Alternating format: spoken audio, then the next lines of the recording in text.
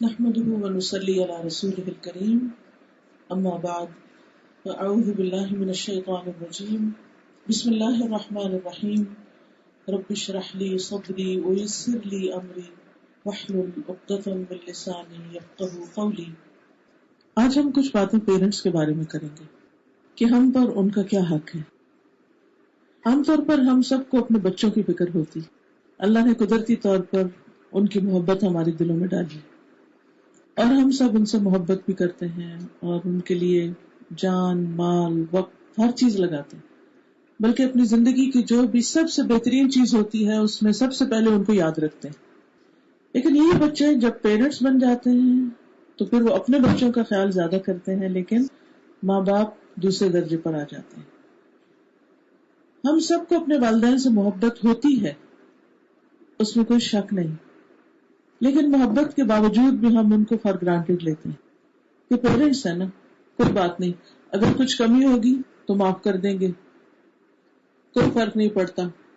ان سے ساری زندگی لینے کی عادت ہوتی ہے، ان کو ہمیشہ ہم اس نظر سے دیکھتے ہیں کہ یہ ہمارے لیے کچھ کریں۔ جب ہماری زندگی میں کوئی دکھ اور غم، تکلیف اور پریشانی ہوتی ہے تو ہم سب سے پہلے انہی کی طرف رجوع کرتے ہیں اور اپنی پریشانیوں سے ان کو پریشان کرتے ہیں۔ تو حقیقت یہ ہے کہ ہم سب اس حقیقت کو جانتے ہیں کہ ہم اپنے والدین کو جتنی تکلیف دیتے ہیں ڈے ون سے، جب سے ایک ماں اپنے بچے کو کنسیو کرتی ہے اس دن سے اس کا ایک امتحان شروع ہوتا ہے، پھر اس کی ولادت، اس کی ڈلیوری، پھر اس میں پریگنینسی میں جو کچھ تکلیفیں ہوتی ہیں، پھر پیدائش پہ جو کچھ ہوتی ہیں، پھر دودھ پلانے میں، پھر اس کو پالنے میں، پھر اس کے بعد بڑا کرنے میں، پھر اس کی تعلیم اور تربیت، پھر اس کی شادی، پھر شادی کے بعد بھی اس کی سیٹلمنٹ کا جو پیریڈ ہوتا ہے اس میں، پھر اس کے بعد آگے ان کے بچے، ان کے غم ہم پالنے لگتے ہیں۔ تو والدین کے لیے ساری زندگی ایک مستقل اسٹرگل ہی رہتی ہے۔ تو ایسے میں ہم کیا کریں؟ ہم ان کا حق تو ادا نہیں کر سکتے، لیکن وہ کون سی چیزیں ہیں کہ جو ہم کچھ نہ کچھ کم از کم کسی بھی طرح ان کو خوش کر سکیں، ان کو کمفرٹ دے سکیں۔ ری پے تو ہم کر ہی نہیں سکتے، بدلہ تو ہم دے ہی نہیں سکتے، وہ تو اللہ سبحانہ تعالیٰ ہی ان کو دے سکتا ہے۔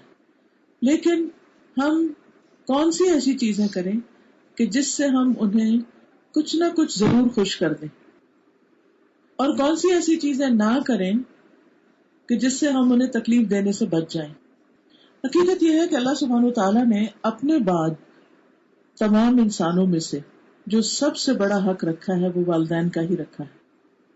قرآن مجید میں اللہ تعالیٰ فرماتے ہیں وَاعْبُدُوا اللَّهَ وَلَا تُشْرِكُوا بِهِ شَيْئًا وَبِالْوَالِدَيْنِ إِحْسَانًا، اللہ کی عبادت کرو، اس کے ساتھ کسی کو شریک نہ کرو، اور والدین کے ساتھ احسان کرو۔ احسان کا کیا مطلب ہے؟ احسان کا مطلب ہے ان سے اچھا سلوک کرو۔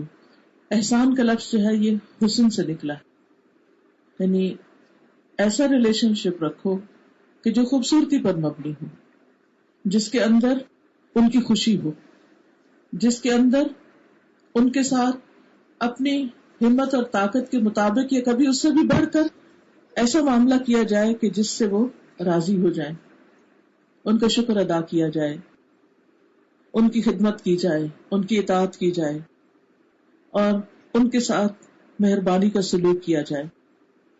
اللہ سبحانہ تعالیٰ نے اپنے حق کے بعد جو ان کا حق رکھا اس میں خاص طور پر فرمایا انشکر لی ولوالدیک، میرا شکر ادا کرو اور ان کے شکر گزار بنو۔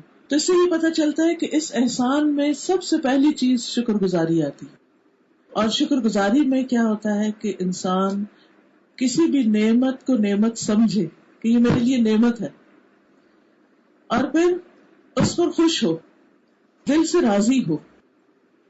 لیکن بہت دفعہ ہوتا ہے کہ بچوں کو اپنے والدین سے بہت سی شکایتیں ہوتی ہیں، بہت سی کمپلینٹس ہوتی ہیں، بڑے ہونے تک، سمجھ آنے تک بھی وہ یہی کہتے رہتے ہیں آپ نے یہ نہیں کیا ہمارے ساتھ، آپ نے یہ نہیں کیا، آپ یہ نہیں کرتے، آپ اس بہن بھائی کے ساتھ ایسا کر رہے ہیں، میرے ساتھ ایسا کر رہے ہیں۔ اس طرح کی بہت سی شکوے، بہت سی شکایتیں ہمیں والدین سے رہتی ہیں۔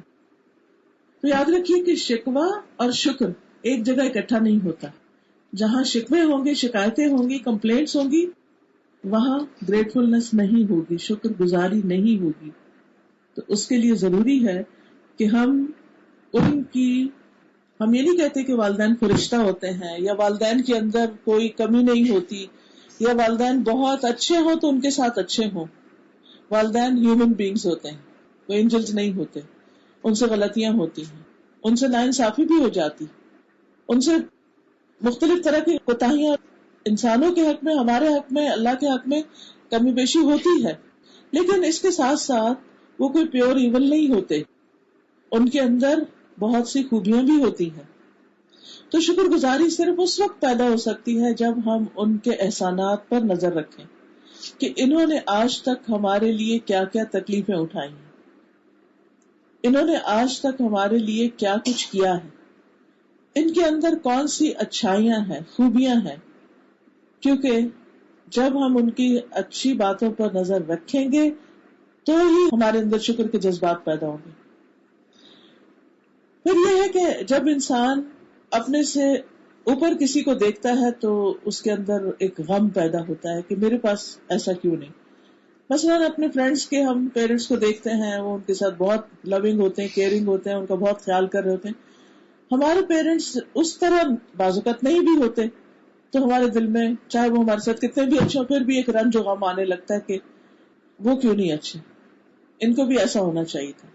وہ میری فلاں فرینڈ جو ہے اس کی مدر ایسا بھی کرتی ہیں، ایسا بھی کرتی ہیں، ایسا بھی کرتی ہیں، میری ماں میرے ساتھ کیوں نہیں کرتی.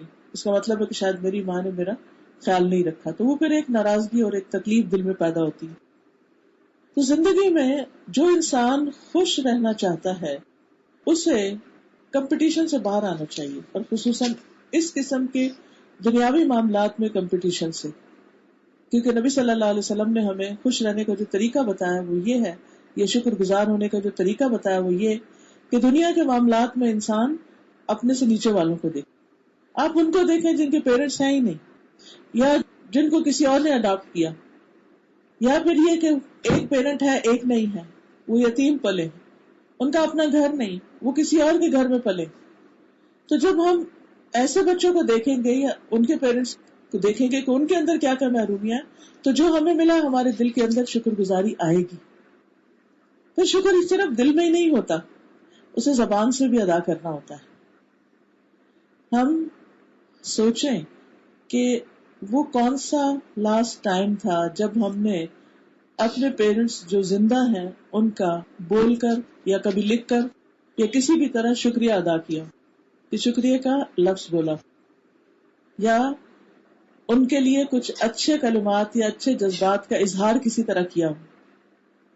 آپ مثلاً کوئی بھی وہ ہمارے لیے کچھ بھی کریں تو ہم اس موقع پر ہی کسی بہانے سے، کیونکہ ایسے تو نہیں آپ ابرپٹلی آپ جا کہہ سکتے ہیں آپ کا بہت شکریہ، آپ نے مجھے پیدا کیا، آپ نے مجھے یہ دیا، یہ نہیں کہہ سکتے. لیکن کسی نہ کسی موقع پر ہم ضرور احساس دلا سکتے ہیں کہ آپ ساری زندگی ہمارے لیے بہت کچھ کرتے رہے ہیں، بہت کچھ کرتے رہے ہیں. اور اس موقع پر آپ کہہ سکتے ہیں سو گریٹفل ٹو یو، میں بہت شکر گزار ہوں آپ کی.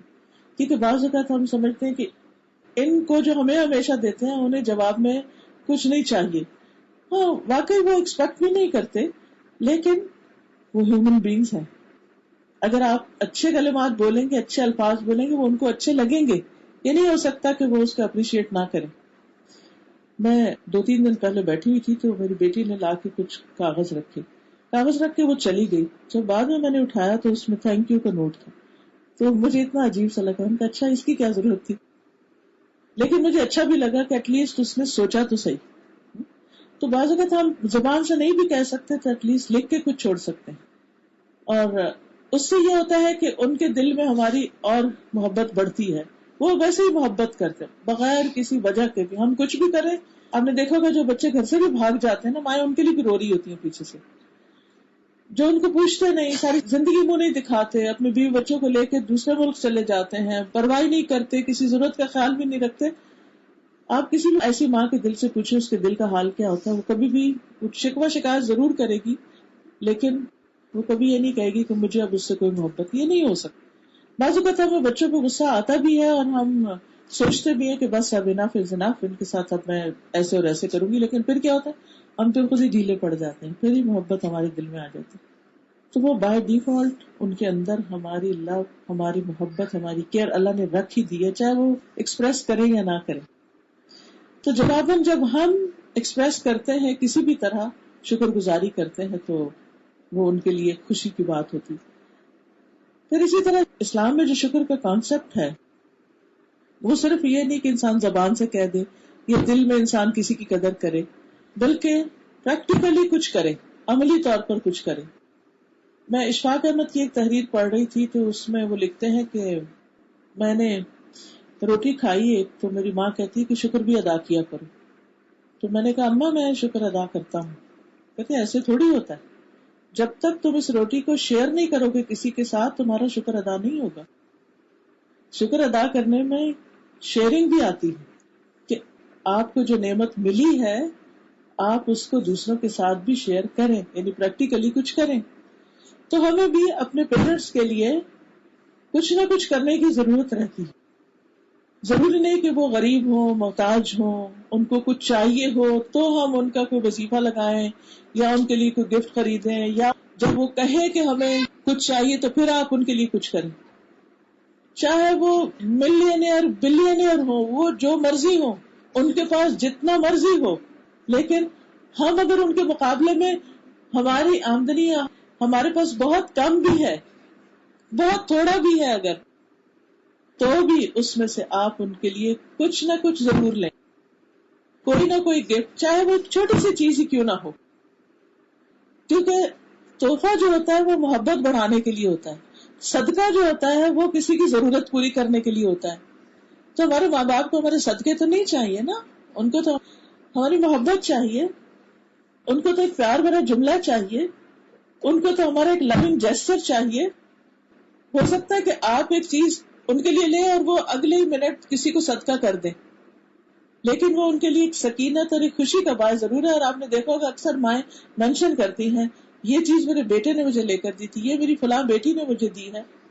مجھے یاد ہے کہ ہماری ایک دوست بتا رہی تھی کہ ہماری والدہ اتنی زیادہ صدقے کی عادی ہوتی تھی کہ بھائی ہم جو بھی بچوں میں سے کوئی ان کے لیے گولڈ کی رنگ بنا کے لے جا رہا ہے، کوئی ان کے لیے کچھ بنا کے لے جا رہا ہے، ادھر سے ہم دے کر آتے تھے، کچھ دنوں کے بعد دیکھتے تھے وہ چیز پھر نہیں ہوتی تھی.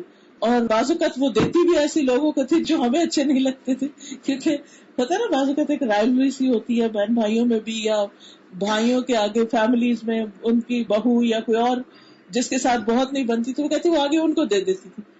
لیکن یہ کہ ہم نے یہ سوچ کے کہ یہ ہماری ماں ہے، وہ جو جی چاہے کرے، لیکن ہم نے اپنا فرض ادا کرتے رہنا.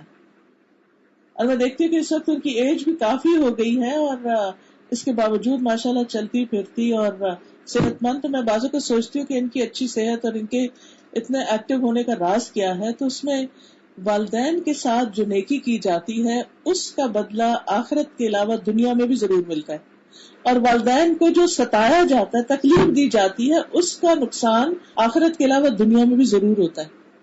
یعنی کچھ گناہ ایسے ہوتے ہیں انسان کے جن کا نتیجہ اس کو دنیا میں دیکھ کے جانا پڑے گا، اور کچھ نیکیاں ایسی ہوتی ہیں کہ جن کا فائدہ وہ انسان دنیا میں ضرور دیکھے گا.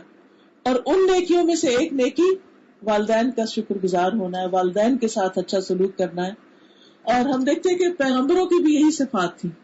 مثلاً یحییٰ علیہ السلام کے بارے میں قرآن مجید میں آتا ہے، اللہ سبحانہ وتعالیٰ ان کی جو تعریف کرتے ہیں وہ یہ ہے، یا یحییٰ خذ الکتاب بقوہ، اے یحییٰ کتاب مضبوطی سے پکڑو، وآتیناہ الحکم صبیہ، ہم نے بچپن سے ہی اسے قوت فیصلہ عطا کر دی تھی. ویری ویری ڈیسائسو پرسن، فوراً انسٹنٹ ڈیسیژن لے سکتے تھے، بہترین فیصلے کر سکتے. یہ بہت بڑی کوالٹی ہوتی ہے. آپ دیکھیے کہ نیکی کا کام کرنے میں بھی آپ کو ایک ڈیسیژن بنانا ہوتا ہے کہ میں یہ کروں کہ نہ کروں، یہ کروں یا یہ کروں. تو اگر بیسٹ ڈیسیژن آپ کا ہوگا، بہتر ہوگا، تو آپ بڑی نیکی کر جائیں گے. اور اگر آپ کو کوئی بھی ڈیسیژن میکنگ میں غلطی آپ نے کر لی تو پھر وہ آپ اسی رستے پہ چل پڑتے ہیں. اینی وے، تو اللہ سبحانہ تعالیٰ نے ان کو یہ زبردست کوالٹی دی ہوئی تھی اور بچپن سے ہی. بعض اوقات آپ نے دیکھا ہوگا کچھ بچے ہوتے ہیں فوراً ڈیسائیڈ کر لیتے ہیں، اور کچھ بچے ہوتے ہیں وہ بازار جا کے تو بس وہ یہ لینا ہے یا وہ کبھی وہ چیز اٹھائیں گے وہ رکھیں گے، وہ ڈیسیژن پاور نہیں ہوتی. یہ گاڈ گفٹڈ بھی ہوتا ہے. تو اللہ تعالیٰ فرماتے ہیں آتیناہ الحکم صبیہ وحنانا من لدنا وزکاۃ وکان تقیہ، اور وہ ہماری مہربانی سے یا ہم نے اپنی مہربانی سے اسے بہت نرم دل، پاک سیرت اور پرہیزگار بنایا. وکان تقیہ، اور وہ متقی تھا. وبرم بوالدی، اللہ تعالیٰ ان کی اس خاص کوالٹی کا ذکر کرتے ہیں. وبرم بوالدیہ، وہ اپنے والدین کا بہت ہی ان کے ساتھ نیکوکار تھا اور ان کے ساتھ ہمیشہ اچھا سلوک کرنے والا تھا. ولم یکن جبارا عصیا، اور کسی وقت بھی کبھی وہ جابر یا نافرمان نہیں ہوئے.